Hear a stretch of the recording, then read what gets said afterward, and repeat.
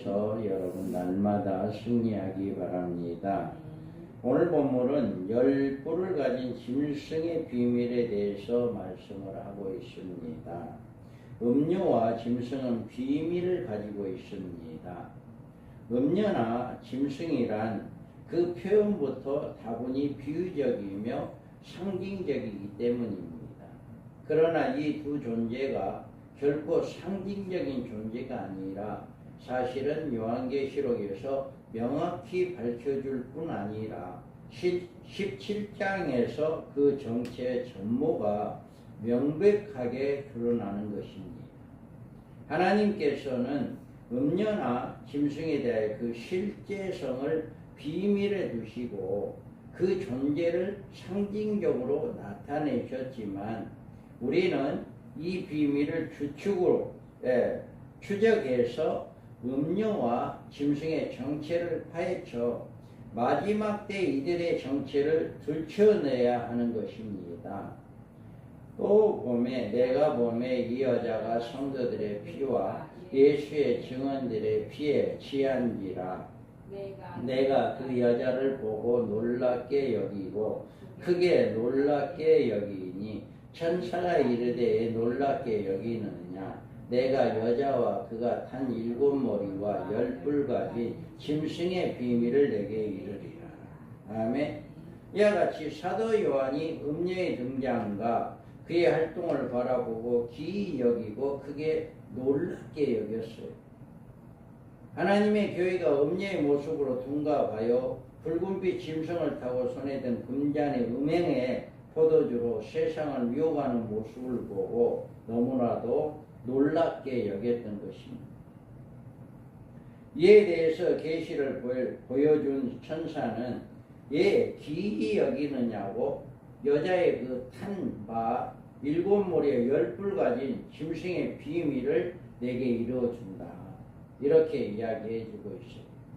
그래서 짐승의 비밀을 우리가 알아야 하는데 여기에서 천사가 이르되 놀랍게 여기느냐 내가 여자가 그 탄 자 7머리와 10뿔 가진 짐승의 비밀을 내게 이르리라. 아멘. 천사는 요한에게 7머리와 10뿔 가진 짐승의 비밀을 여기서 계시해주고 있는데 우리가 명심해야 할 일은 7머리와 10뿔 가진 짐승이란 요한이 이상 중에 본 짐승으로 이 짐승의 종말 계시의 주축을 이루고 있는 적그리스도라는 사실을 우리는 알 수가 있어요. 이 짐승의 이처럼 7머리와 10뿔을 가졌다는 표현은 이 짐승의 숨겨진 비밀을 암시해주고 있는 것이다.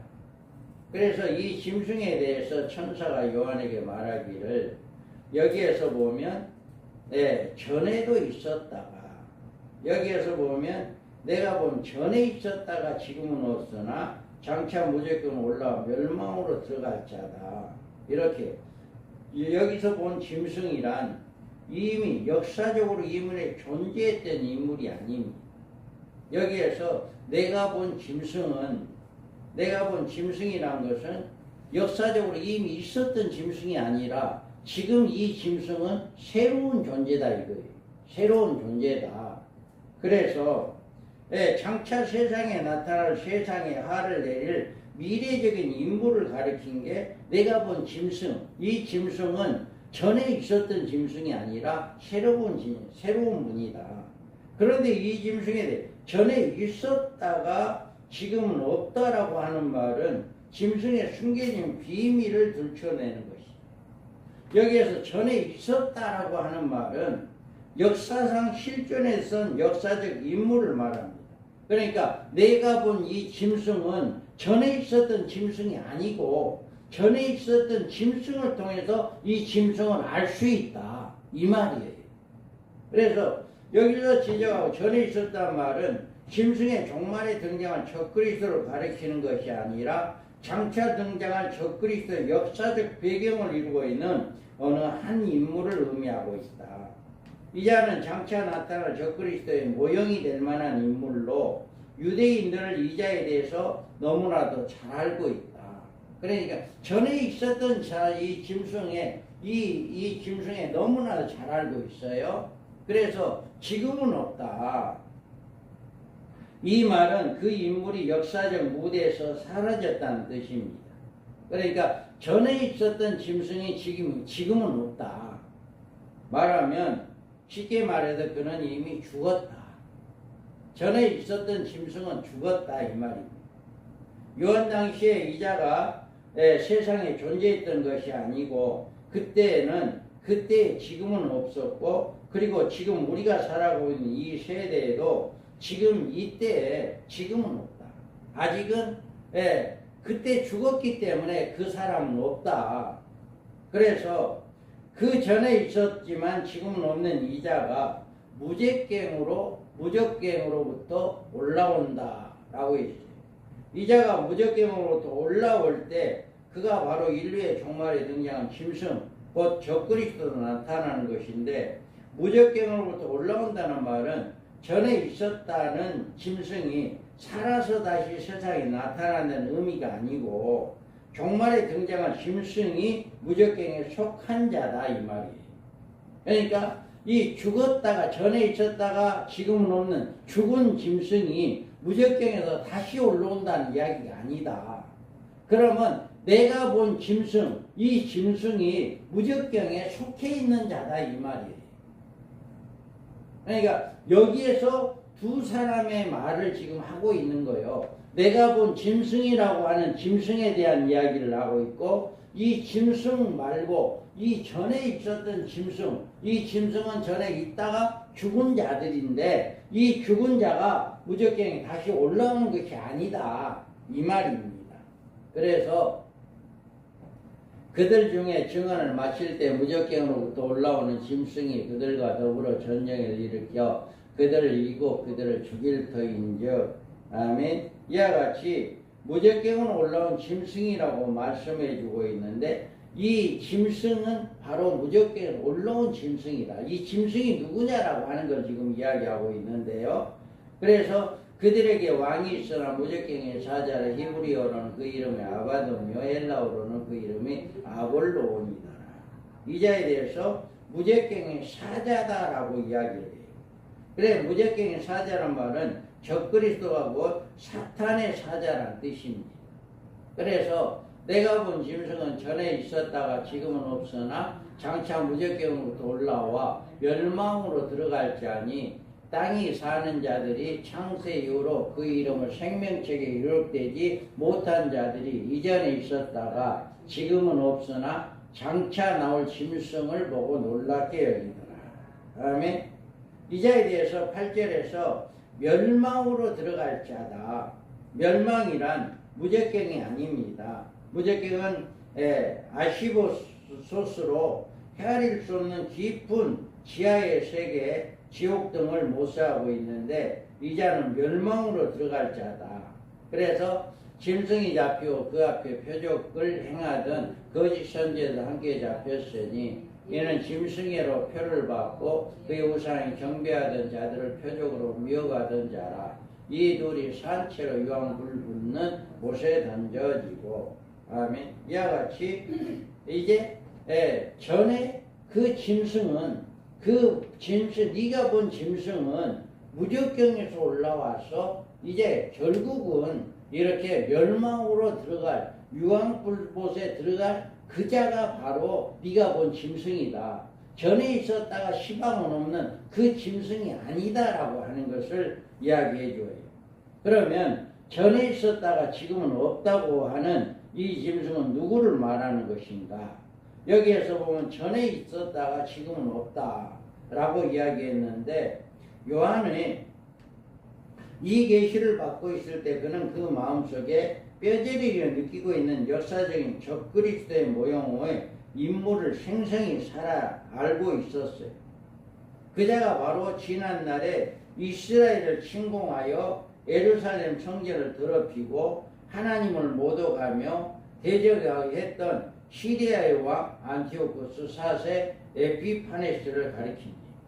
그래서 그때 요한이 있을 당시에 뼈저리게 느꼈던 것. 우리나라 사람들이 일본의 침략을 다 알고 있고 그 일본의 침략을 그렇게 뼈저리고 느끼고 있는 것처럼 그 당시에 요한도 이 안티오쿠스 4세가 예루살렘을 공격해서 주전 167년 늦가을에 성전에서 매일 드리는 제사를 폐하고 성전에 이방인의 성전에 제우스 신상을 안치하고 사람들이 숭배하도록 하는 유대인들을 분열시키고 추종하는 자들의 높은 지위를 주고 재물도 주고 안전히 이스라엘 종교 지도자들 중에 백성들을 신앙적으로 지도하였으나 그 심한 박해를 당하게 했던 이 안티오쿠스 4세를 누구라도 잘 알고 있는 거예요.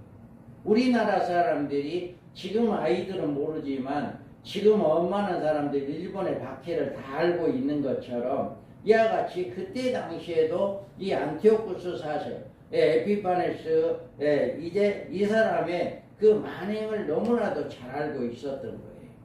그래서 이 사건에 대해서 이제 다니엘서 7장에 나온 작은 뿔은 10뿔에 속한 뿔로 열왕의 지배자인 적그리스도에 등장하는 계시가 나오는데 다니엘서 8장에 나오는 작은 뿔은 그렇지 않습니다. 이 작은 뿔은 10뿔 중에 나오는 뿔이 아니다.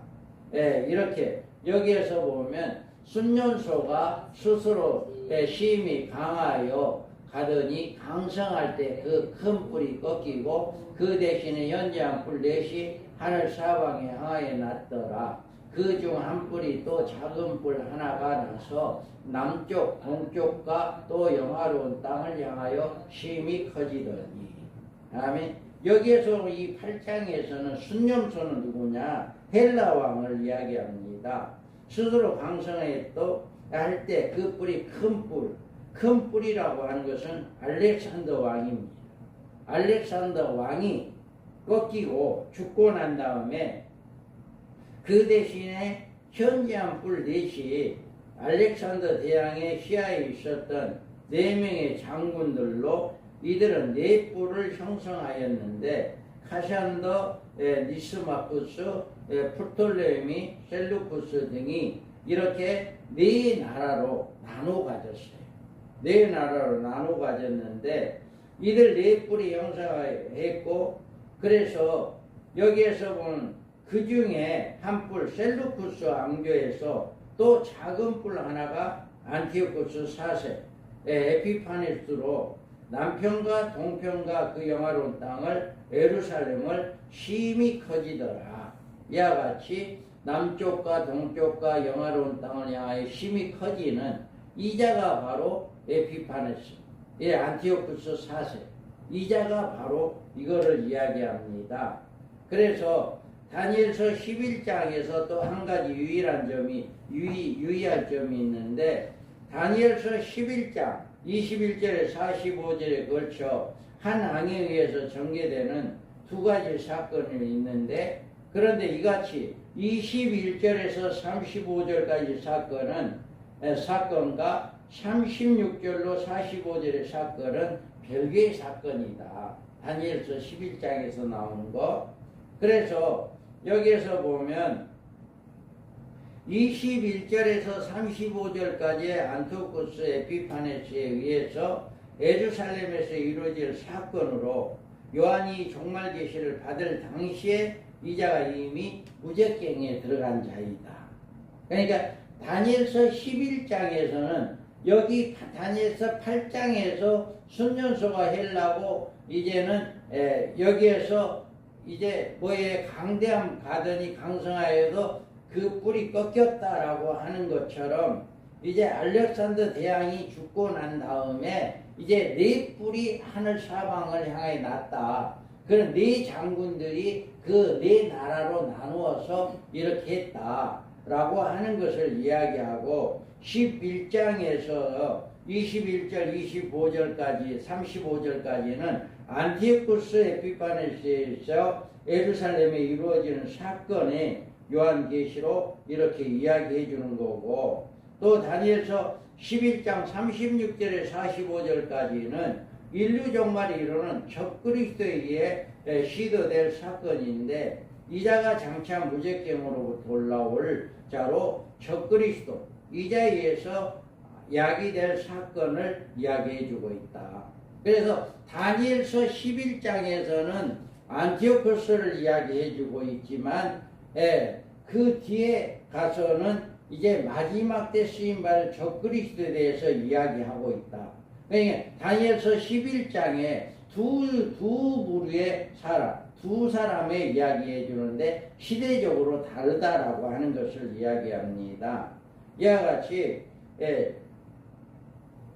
이자가 세상에 등장할 적그리스도는 전에 있었던 자 예루살렘의 작은 뿔로 나타났던 안티오코스처럼 예루살렘 성전의 우상을 더럽힐 자이고 하나님을 대적하여 제사를 금지시키며 종교적으로 이스라엘 백성들을 핍박할 자이다. 이와 같이 안티오코스가 이렇게 성전을 더럽혔던 것처럼 이자도 똑같이 그렇게 할 사람이다. 이 말입니다.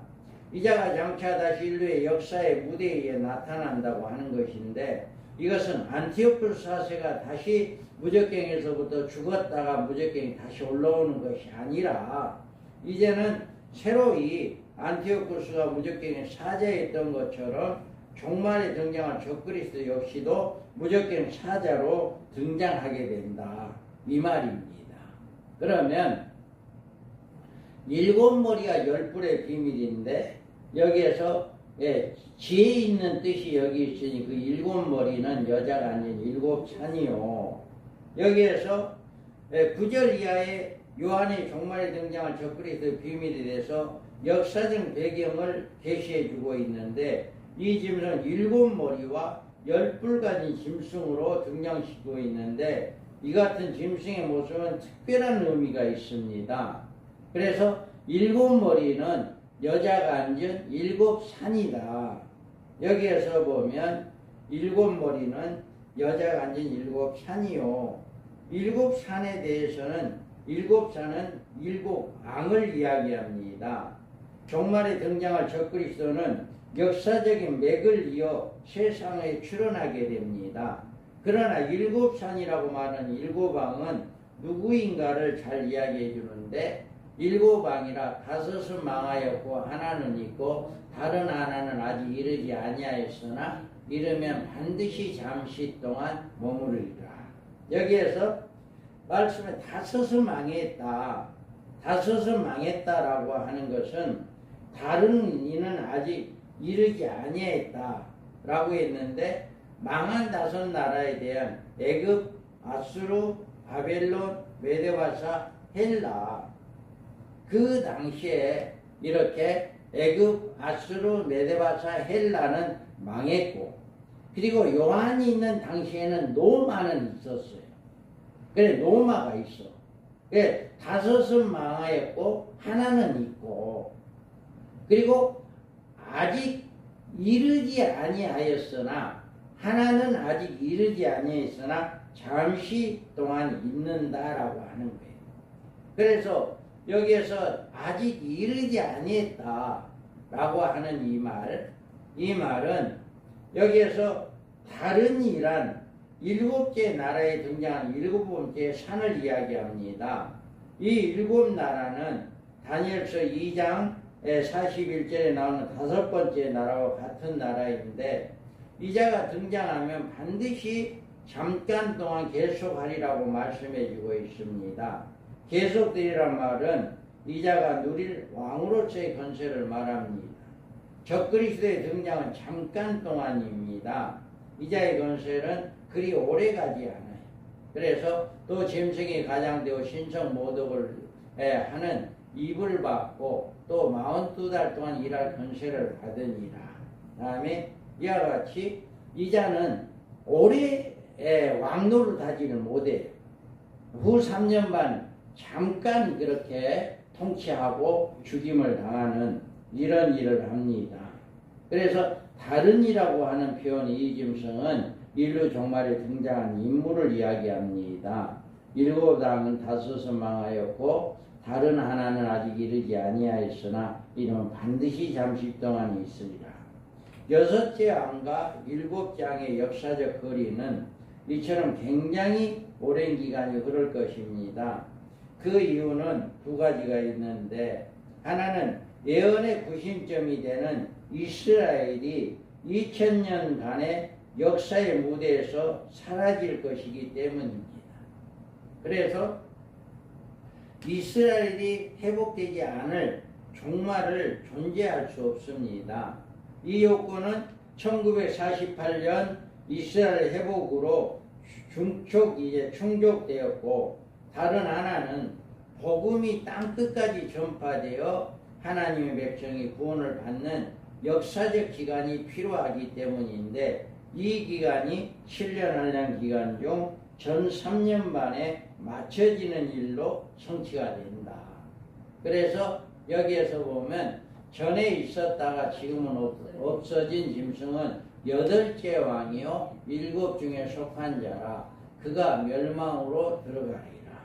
다음에 여기에서 보면 이제 우리가 여기서 나온 전에 있었다가 시방 없어진 지금은 없는 8째 왕인데, 이 7 중에 속한 자라고 저자가 멸망으로 들어간다고 했는데, 여기서 우리는 마지막 시대에 등장하는 적그리스도는 역사적으로 7 중에 속한 자이지만 실상은 8째 왕이다.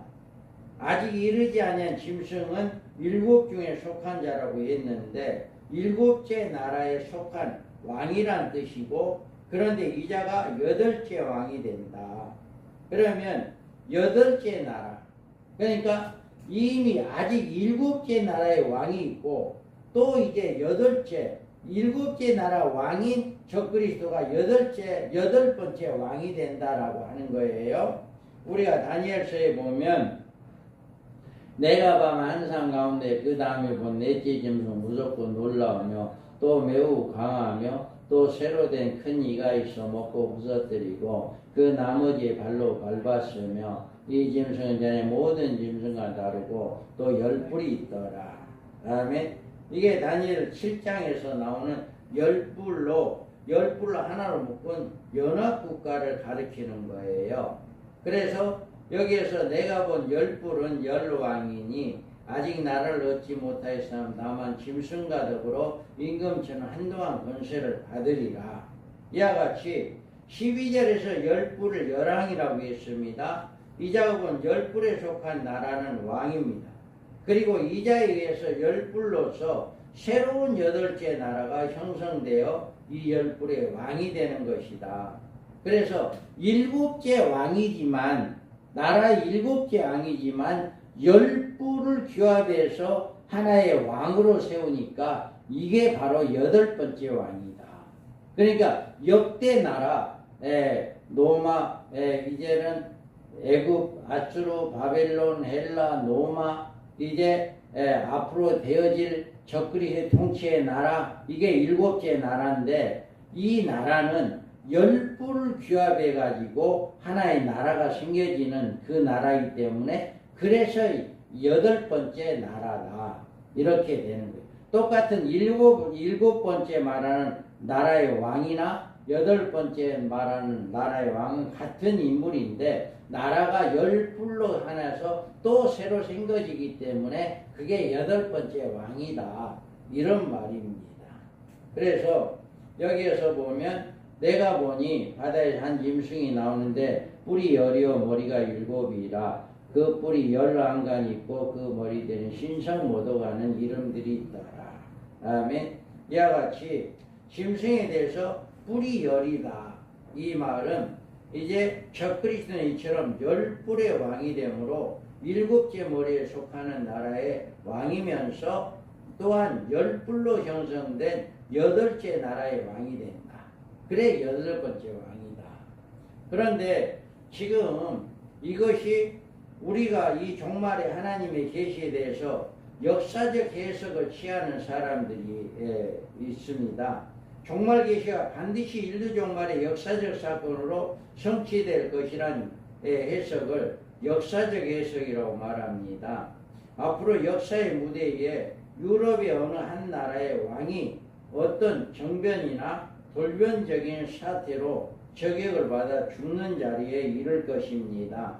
그러나 이제는 다시 살아나는 기적을 통해 세계를 깜짝 놀라게 할 것이고 이자 위에 열 뿔이 정비되어 그들의 왕이 되므로 강력한 세계 지도자에 부각하게 될 것이다. 그러니까 일곱째 나라 왕이면서 또 열 뿔의 나라 왕이니까 여덟 번째 왕이다. 그래서 지금은 어떤 사람은 유럽 연합이 열 뿔이다 이렇게 생각하고 있는데 이미 유럽 연합이 열 뿔이라고 한다면 이미 적그리스도가 나와야 해요. 그리고 여덟째 왕으로서 적그리스도가 통치가 되어야 하고 이미 한일의 언약이 이루어져야 맞아요. 그러니까 이 열 뿔이 형성된과 동시에 왕으로 등급시키고 누군가에 의해서 또 이제 죽임을 당하고 또 누군가에 의해서 이제 이자에 의해서 한일의 언약이 맺어지는 이런 역사가 일어나야 하니까 이건 열 뿔이 형성된과 동시에 바로 여덟 번째 왕이 생기는 거기 때문에 바로 지금 아직은 아니다. 그래서 아직은 이르지 않았다. 이 말이 맞아요. 언젠가는 이 이르지 아니한 나라가 반드시 이루어집니다. 그래서 그 나라의 왕이 여덟 번째 왕으로 적그리스도이고 그자가 무적경에서 올라온 자다. 안티오쿠스 4세가 아닌 안티오쿠스 4세가 무적경에 죽었다가 무적경에 살아나서 올라온 것이 아니라 안티오쿠스와 똑같은 그런 일을 행할 이 짐승이 성전을 예파하고 제사를 폐하고 예수 믿는 자들 핍박하게 되어지는 그런 자가 똑같이 나온다라고 하는 것을 이렇게 이야기하고 있습니다. 우리는 마지막 때에 이렇게 반드시 열 뿔을 얻고 나라의 왕으로 등장할 적그리스도가 나오게 됩니다. 그리고 그로 인해 한일의 언약이 이루어지고 그로 인해서 전 3년 반 동안 우리 예수 믿는 사람들이 핍박이 있게 되고 그 첫째 알을 통하여 통과하는 사람들은 하나님이 후 3년 반에 안전하게 보호를 위해서 예비처로 보내줘서 이제 안전하게 보호를 받고 후 3년 만이 끝난과 동시에 공중에 올라가서 일곱 대접이 이 땅에 쏟아지고 새하늘과 새 땅이 만들어져서 천년왕국에서 살아있는 이 몸으로 우리가 천년을 살아가게 되고 신보자 심판을 거쳐서 부활체로 생명의 부활, 사망의 심판의 부활자로 이제 부활되어 영원한 새 예루살렘에서 영원토록 살게 되어지는 하나님의 아들이 되어지는 이런 축복이 기다리고 있다라고 하는 것을 꼭 우리가 믿고 우리는 이렇게 지금 이 짐승은 전에 있었다가 시방은 없다라고 하는 그 안티오쿠스 4세가 아닌 그가 행했던 모든 일을 똑같이 행할 새로운 일곱 번째 왕이고 여덟 번째 왕인 이 적그리스도 짐승이다 라고 하는 것을 우리가 꼭 기억하고 영적으로 승리하는 자들 되기를 주님의 이름으로 축복합니다. 아멘. 우리 기도합니다.